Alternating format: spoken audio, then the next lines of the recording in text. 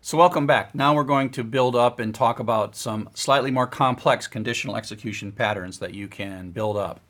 So as you do the if then else, again, one of the things to do is to visualize the blocks, start thinking of the blocks. And in this case, you think of the block as sort of starting at the if and then ending after the last indented line. But the if and the else kind of are a piece of one thing, and you can sort of think of this is the block, right? And one of the things about these blocks is they have one entrance and one exit. Not that that's a big deal, but it's a good way to think about how you mentally start drawing the blocks. You see one entrance and one exit, and there's some complexity. There's some logic that you're sort of building, and that's how these blocks work. So the next step up in complexity is a multi-way if, and that uses a keyword called elif, which is really a combination of else and if. So the way it works is, probably easier to do this on the GPS version of it, is it comes down here, forget what's in here, it asks yes or no. If it's yes, it runs this one and then it's all done. If it's no and then yes, it runs this one and it's all done. And if it's no, no, no, it runs this one and it's done. A key thing is it's only going to do one of these three. It's not going to do two. It's only going to do one. And it checks these questions in order. And then this else is like a catch-all. So let's take a look at how this particular one works. It depends on the value of x. So what if x were 0? Well, if x were 0, it would come in, ask the question, is x less than 2? Yes, it is. So it would run this code, and it would finish down here. So it would come over here, true, run, and now skip all the way down. If you draw blocks, the box would be this box right here. It skips out of the box. Or if you draw the box over here, the box would be right here. Once you're done with this line of code, with this block of text right there, or block of code, you exit the block. You don't come back and look at this question. You have run, one thing is turned true, and you're done. If, on the other hand, x was 5, you would see a situation where it would come in. This would be false, and so it would skip. Then it comes to this next elif. This becomes true. So then it jumps in and does this code, runs out, and is done. Does not run that, does not run that, does run that. So comes in, no, it's not less than 2. It is less than 10. So we'll run that little block of code, and now we are all done completely. So no, no, but yes. Okay? And so that's how it works. These are done in sequence. They're not looked at sort of in parallel or all at the same time. If, on the other hand, x was 20, it would say false, skip, question mark, false, skip. Oh, else, then else always gets triggered if it gets that far, and then it runs that one. So here we say if it's less than 2, no, it's not. Is it less than 10? No, it's not. And if it's there, we just hit the else part, and we finish, and we continue on. So this part doesn't run, this part doesn't run, and that part runs. The rule is one of the three will run, and the other two will not. It only triggers once. Once it's triggered, then it's done with the whole if statement. And again, I think of this as the block. And you'll see in a sec, you can have one. Once one of these things hits true, it runs this and then exits the block completely. So there's other variations on this. You can, if you want, have no else. So there's no need to have an else. What we've done is we've simply de-indented this next line. There's no else here, but that's okay. It does mean that for some value of they might not either execute, right? Because there's no else. If there's else, then at least one will execute. But if there's no else, then it could be possible that 0 execute. In this case, x is 5. It's not going to do this one, but it is going to do that one because x is less than 10. But if x was, for example, 50, then that would be false, that would be false, and it would just go. And then neither of these two things would execute if x were 50. Okay? So it just means that you don't have to have an else if you don't want to. Further, you can have lots of elifs. If x is less than 2, do this. Elif, elif, elif, elif, elif, elif. And remember, it checks them in order. First, second, third, fourth, fifth. So if x was 15, this would be false, this would be false, this would be true, so it would run this code, and then it would come down whatever's next down here. So again, Only one of these is going to trigger. No, no, yes, no, no, no. I mean, 15 is indeed less than 40. If it came here, it would be true, but it doesn't matter because 1 has triggered. And so then it takes the entire block, and there's our entire block. So as soon as it executes 1, the next thing to do is escape or exit right out of the block. Okay? Got it? Okay, so here are a couple of puzzles. I'll give you a second to pause this. And the question is to look at some of these, depending on, for a particular value of x, you will have none of them execute. So which will never happen for some particular value of x. Meaning you can pick any value for x you want, but there's some that you can't cause to execute. Okay? So I'll pause for a second, let you pause the video if you want, and then I'll come back and explain it to you. Okay, you had some time to pause. Hopefully you did pause or didn't pause, but it doesn't matter. You can still pause while I'm talking until I start drawing and telling you the answer. Okay, so in this one, if x is less than 2, do this, else if x greater than or equal to 2. The one that's never going to execute is this one right here. And that's because no matter what value of x, it is either less than or equal to 2 or greater than or equal to 2. So for any value of x, no matter what you pick, it's either going to run this one or this one, but it's never going to run that one for any value of x. Okay? So that's a little tricky. I just happen to have constructed my logical questions in such a way that they covered all values of x, and so the else was kind of irrelevant.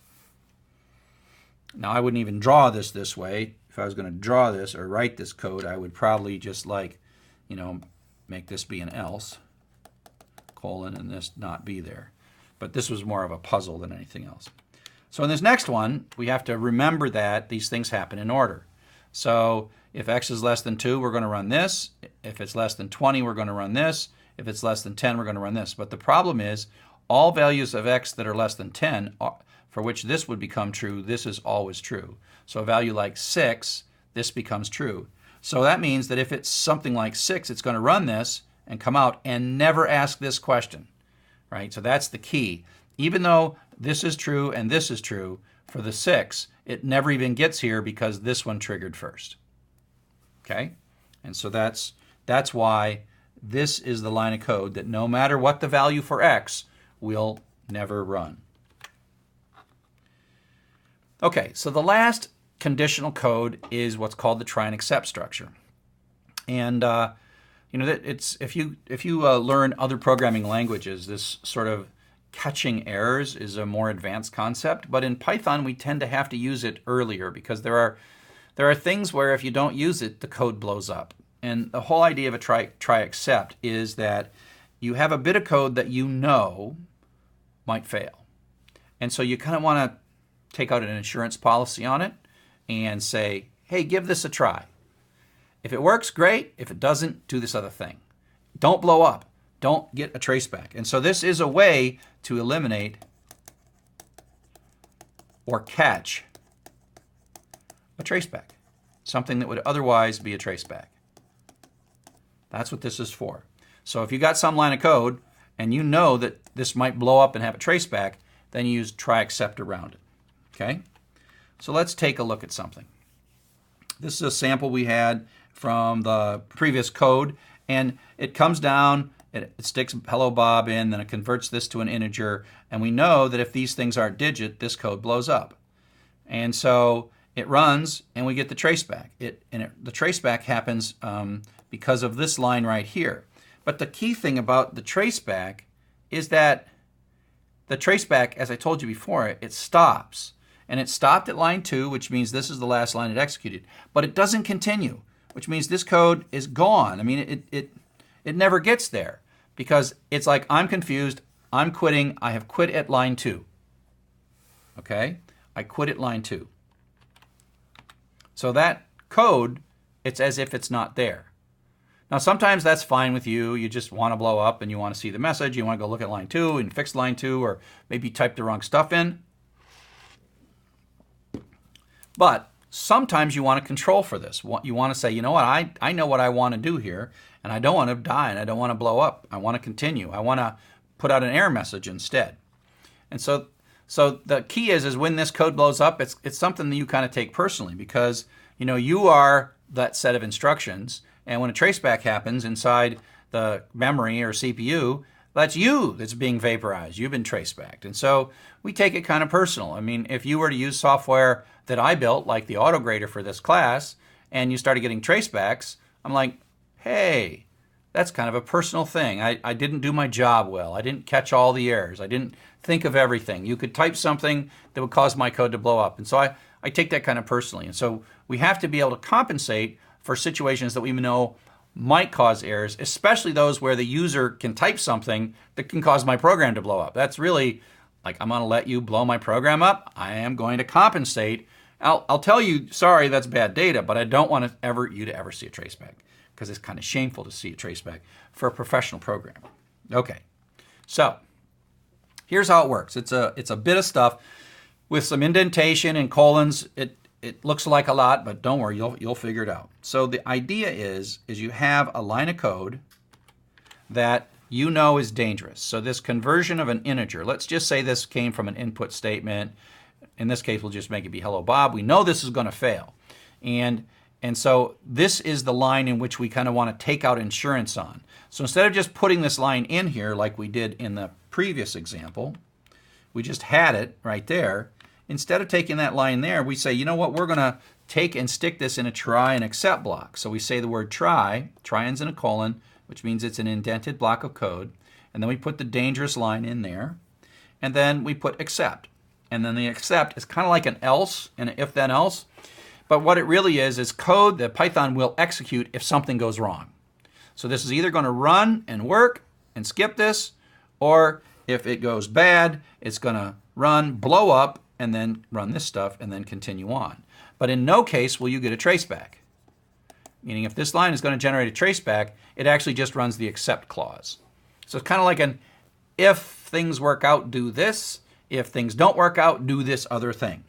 So in this case, when this runs, this is going to fail because that's hello Bob. And then it's going to come out here and set this to -1. So that's going to blow up. Set this to -1. And that's going to print it out. So it says first equals -1. And so we didn't trace back. In the previous time we ran this, it traced back because we caught it. Now, the way the try except works is if everything is fine, it has no effect. So if the next thing we're going to convert is 123, the digits 1, 2, 3 in a string, we do a try and we try to convert it and it works. And so we just keep on going. We don't run the except. So this code does not run because this code succeeded. There was no traceback that was going to be generated. There's a traceback generated up here. There was no traceback generated here. So it comes through and the result is istir ends up with a integer 123. And so it's an insurance policy, or it says, I know this might blow up, and if it does, I'm giving you alternate text or alternate code to run. So the thing about the try except block, and you might be tempted to do this, and that is put your entire, if you're getting tired of tracebacks and blowing up, you might want to put your entire program in a try and except block. And you might say try blah, blah, blah, blah, and then except something bad happened. The problem is if your program is blowing up, you actually want to know about it. And the way the try and except block works is if it's in the middle of a try and except block and something goes wrong, like in this particular line, it doesn't come back and finish the try and except block. It actually exits to the except and then comes out. And to draw this in a diagram, so here we go. We start this thing. We're in the try block. We're doing print. Print safe, doesn't hurt anything. We do this. This blows up with a traceback, and then that says go to the except block, run whatever's in the except block, and then continue on. What's not going to happen is it's not going to go back up and do this, or back up and try this one again. No, no, no, no, no. Once it gets the except block, there is only one way out to the bottom. And so this line of code never executes. And so that's one of the things we try to do, where you don't put too much stuff in. You would put this print statement out here and this print statement out here, and you'd only put one line in the try except block if possible. Sometimes you put a few more lines in there, but you try to minimize. You know what line is dangerous. Print is not dangerous. Print, and these two prints are not really dangerous. Don't put them in the block, because any line in the block, as soon as it hits a bad line with a traceback, it's out of the block, runs the except, and then continues on. So here is a more practical example where we're going to read a number from the user and print out either nice work or not a number. And so we'd take an input statement which stops and waits for us to type, and then we type 42, and then 42 goes into roster, and then we know that this int is dangerous, right? And this roster came from the user, whatever the user typed. And so we put it in the try block, and if it's 42, it converts, and it says ival is greater than 0. We print it out, so it says nice work. Now, we'll run this code again. Okay, we run it a second time, and now we enter something. It says 42, but it's like FORTY. And so 42 is what goes in here. We, as the programmer, had no control over what our crazy user was typing, right? You're starting to be a programmer, and crazy users do crazy things to your poor programs, even if they're only like 7 lines long. So we got 42 coming in here. We know this is going to blow up. This int is going to blow up with a traceback.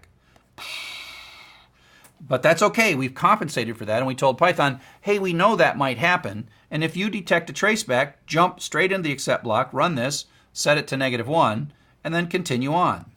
So this is the de-indent of the try except block, and if it's greater than 0, we say nice work, but in this case it's not, and we say not a number, and so it comes out with not a number. What's not here is a traceback. There is no traceback in this. That's what we achieved, and it doesn't hurt. There's no, when it works, you don't need, the try except kind of does nothing, because the except code, when it works, is ignored. So it's like code you add in case something happens in an other line of code. Pretty cool, actually. So you have a couple exercises, and I've got some videos of those exercises. So in summary, what we talked about in this chapter is comparison operators, logical questions. Key is that these comparison operators don't change their arguments. You could say if x is less than 5, doesn't change the value for x. We have indentation and how important indentation is. One-way decisions with if, two-way decisions with if then else, nested decisions where you have an if inside of an if that moves on in, else if, and then try and except to catch errors that you want to catch. Okay? So thanks a lot.